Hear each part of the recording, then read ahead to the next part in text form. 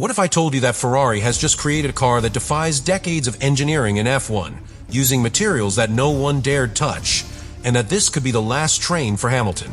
Are you ready to find out why SF26 may be the craziest and most ambitious project in decades?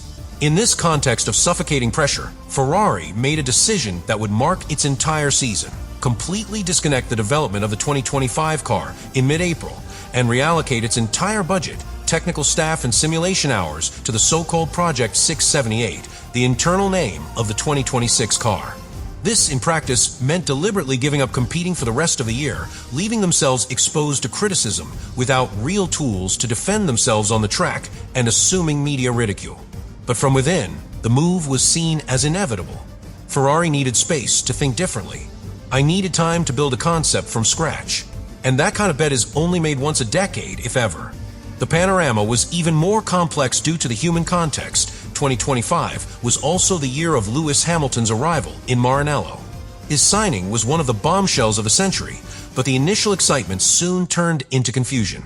Hamilton had his most difficult season in almost 2 decades. He did not get a single podium. He finished 6th in the Drivers' Championship, and, most painfully for him, he was clearly beaten by his new teammate, Charles Leclerc. While the Monegasque accumulated 7 podiums and key points at strategic moments, Hamilton seemed lost, adapting with difficulty to a car that did not speak his driving language. He tried to adapt his style to Leclerc's, even modifying his braking and cornering techniques, but the process was slow and frustrating. The lack of chemistry with his engineer, Riccardo Adami, did not help either. Sources close to Ferrari revealed that communication between the two was one of the weakest points of the year, generating misunderstandings at key moments of the race.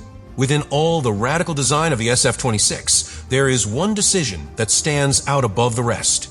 It's not the aerodynamics, it's not the new chassis, it's the engine. And not just any engine, but a power unit so out of the ordinary that it has divided engineers, experts, and former drivers like rarely seen in the modern history of Formula One.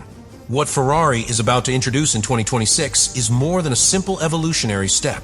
It is a quantum leap in engine building philosophy. A leap that revolves around a single component, the steel cylinder heads. To understand the magnitude of this choice, we must go back to the roots of Formula One engineering. For decades, the unquestionable standard has been the use of aluminum in engine cylinder heads due to its low weight and high thermal conductivity.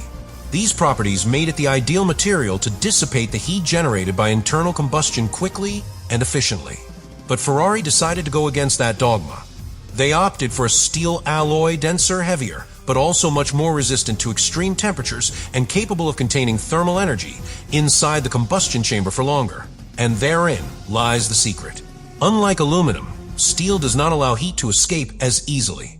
He holds it, encapsulates it, and that in a combustion chamber optimized to work at very high pressures and temperatures can translate into a much more efficient ignition process. Contained heat means more complete combustion, more aggressive energy transfer, and therefore more useful power released to the crankshaft.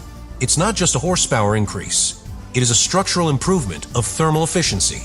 In a Formula One that is increasingly regulated, heavier, more limited in electrical power, these margins become strategic weapons. Ferrari did not make this decision lightly.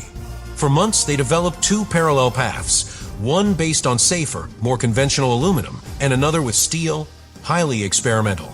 The technical validation came thanks to its collaboration with AVL, an Austrian engineering company specialized in advanced thermal simulations. Together, they managed not only to stabilize the thermal behavior of the engine, but also to design a completely new cooling system that allows it to operate at higher temperatures without compromising the integrity of the components. And that's just the beginning. The new V6 engine, still without an official name, has been completely designed and produced in Maranello. They didn't outsource anything. This allowed a total vertical integration between the engine department, the chassis team, and the aerodynamics area. Loic Serra, Enrico Galtieri, and Diego Tondi worked as a coordinated unit so that every millimeter of the SF26 packaging had a purpose. The result, a more compact engine with an optimized internal layout and a series of innovations invisible to the outside eye that mark a before and after. What is clear is that Ferrari has built a power plant without compromises, a weapon designed to attack. And if the rest of the car is up to par, this engine will not only be the most controversial in the paddock. It could be the most revolutionary of the last 15 years. Ferrari has attempted to counteract this effect through strategic weight redistribution. They have taken advantage of the new weight limit of the power unit to design an engine that is not simply heavy, but that distributes that excess in areas calculated to balance the assembly. In addition, they have completely redesigned the rear axle using new lighter composite materials and a revised rear suspension system to compensate for the change in internal geometry. But again, all of these settings live in simulation, and only on the track will we know if the balance is really under control or if the SF26 will be a temperamental and unpredictable car. There is another risk even more complex to measure, that of parallel development. The 2026 season will mark the beginning of a new technical era with a profound change in the ratio between thermal and electrical power.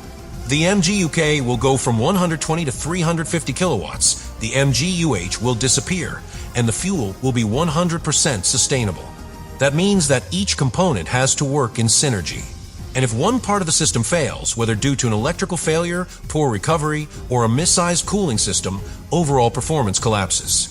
Ferrari has had to redesign not only its engine, but also the entire electrical architecture, power deployment modes, and ERS control logic. They have opted for sectorized management of the deployment, where the pilot will have to manually change the recovery and acceleration maps depending on the sector of the circuit. It is a highly complex task. Even for an experienced driver like Hamilton, this represents a level of intervention not seen since the V8 era with manual KRS. Ferrari is walking a tightrope, and every false step can mean a fall without a net. But it is also true that if they manage to maintain balance, the SF26 could become one of the most fascinating machines in the recent history of Formula One. Because sometimes to win again, it is not enough to improve. You have to dare to break everything and start again, even if that means risking everything for everything. Lewis Hamilton did not come to Ferrari for money. It didn't come because of marketing, nor because of a personal need for media exposure. It came for one reason only: legacy.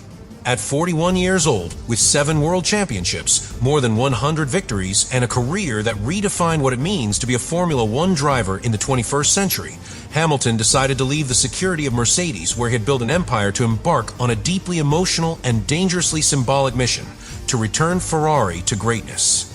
Ferrari knows that Hamilton does not need to be the fastest on a lap. You need consistency. You need trust. You need to know that when you enter a corner in 4th gear, the car will react as you expect, not as the software dictates. For this reason, the technical team has incorporated new sensitivity variables in the torque and regenerative braking maps, allowing Hamilton to manage the electrical recovery modes with a logic similar to that used during the best years of the Mercedes W11. This personalized management may seem like a minor detail, but in the high modern competition of F1, where electrical deployment by sector can define a position, that affinity between driver and machine is essential. In addition, the redesign of the cabin, something that is rarely mentioned, has been key. Ferrari has modified the seat geometry, pedal position, and steering wheel visibility to better suit the Briton's preferences. Not because he demanded it, but because the team understood that for Hamilton to perform, he must feel part of the car, not simply contained by it. It's a concept that many drivers of the new generation are still discovering, but for Hamilton, it is a fundamental principle.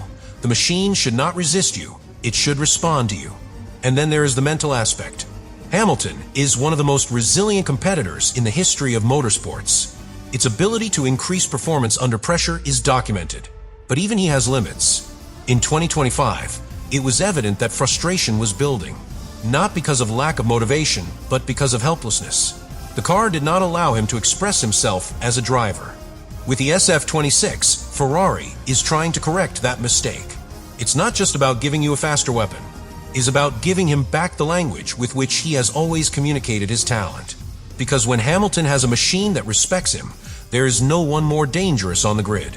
And there is a deeper emotional component that often goes unnoticed. Ferrari is not just any team. It is the last great myth of F1. All champions at some point have dreamed of wearing red. And everyone knows that if you manage to win with Ferrari, your name will be sculpted in marble. Not on paper, not in statistics, in the legend. That's what Hamilton is looking for. He doesn't need any more trophies. What he needs is to close his career with a statement that transcends the numbers, to demonstrate that even at the last stage of his career, he can still change history. Therefore, the SF26 is not just a car for Ferrari. It's the last bullet for Hamilton, an opportunity that will not be repeated. A total bet.